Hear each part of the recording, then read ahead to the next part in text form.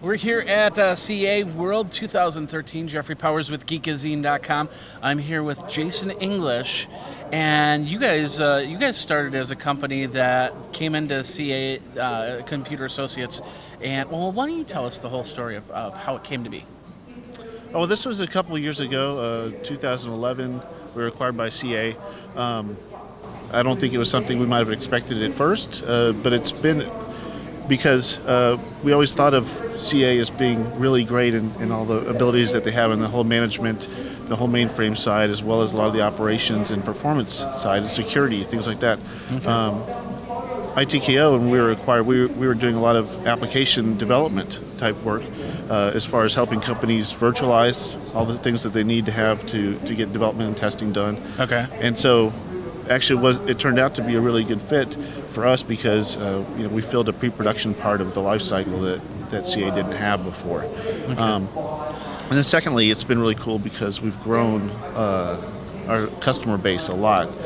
The ability, having the reach of CA, when we were doing pretty well in North America and even had some customers in Australia, but just the global reach of getting into Latin America and Europe and Asia, it's been really cool to see the user base grow. Yeah, that was going to be my next question. Was you started in the United States and you had a nice operation in the U.S. and you said Australia a little bit?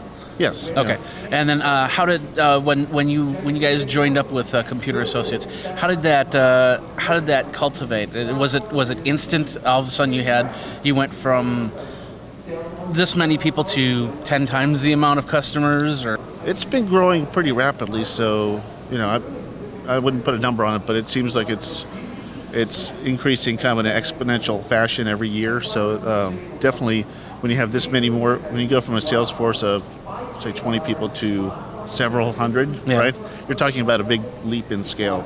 So that's been a really interesting part of it. CA has been giving us the ability to really get out there and get that kind of reach. Okay. All right. So you're here at the show, and you guys are going to be talking about something coming up. Why don't you tell the people what you're going to be announcing? Well, this CAWorld is really, for us, it's about DevOps. So our group is called Application Delivery. Okay. And what that does is enables us to bridge the gaps in DevOps and lets things reach it lets code go from basically development or the idea into deployment and production almost instantaneously. So if you think of it, I want to be able to code. I want to build new components, and I want them to get released in a very short period of time. Now, there's a lot of things that have to happen in order for that to work. So what we have is we have the CA Lisa suite that does service virtualization. So you always have the availability of all the components that you need. Okay. You can simulate things like back-end mainframes, databases, even the kinds of user traffic that you would get from the front end. Okay. And then the next step is basically thinking of continuous delivery. So we're going to do continuous application delivery and help that code get deployed at each stage of the life cycle. So from development to system test to integration to performance and ultimately into delivered into production. Yeah. And so that all can happen very fast when you have the virtual infrastructure. You're working against stuff that looks like real things, and then everything else is automated into that process. Now, the last steps of DevOps are basically having this collaborative ability and continuous visibility. And so you're monitoring what's happening in production, and CA has a great solution for APM, Application Performance Management.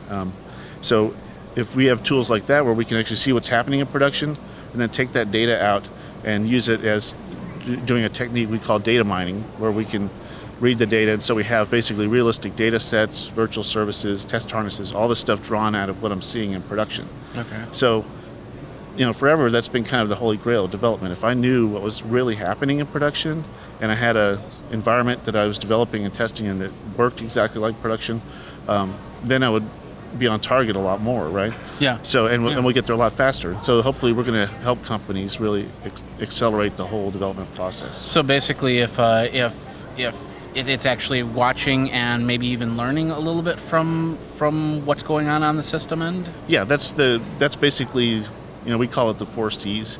Okay. So you have but that's the collaborative part. collaborative and complete visibility into what's happening in production. We learn from that. We want to learn from production, so we have something that's very live-like that we're using every day. And then from the development side, I have a continuous ability to deliver this code, much faster across each of the layers. Yeah. And then there's no constraints on it because I'm able to simulate what actually happens in the real world. So and then get it right. So if somebody out in the real world is all of a sudden they've got this brand new device or something like that, and things are changing, then you're on top of that, so you can change with that. right, and you'll see we have a lot of customers talking here. So you're going to see Sprint, DirecTV, a lot of really good stories about how they've all encountered the same problem where they could spend 40 to 60% of their time actually waiting on something to be available, right? Okay. I need a test environment, I need a new mainframe, I'm waiting for these other guys to finish their part of the project where I could just simulate that, right? I could take the last known good version of it or take something out of production and have something that works just like that, and so I don't have to wait for these steps anymore. Okay. So that basically gets everybody working in parallel. It's a really big impact, and so that's why we really try to put the emphasis on what customers are doing with the Lisa software right now, and we think we have really good content this time for that. Okay. Taking a little bit different turn, is there anything at CAWorld that you're kind of excited to see about? Yeah, definitely. There's obviously the keynotes and everything. We have really good stuff lined up for that, and you're going to see some CA Lisa in those kind of main sessions, as well as what Peter's doing for the technology session. So we have some really cool things to show there. What I get most excited about are things like the customer panel, where we have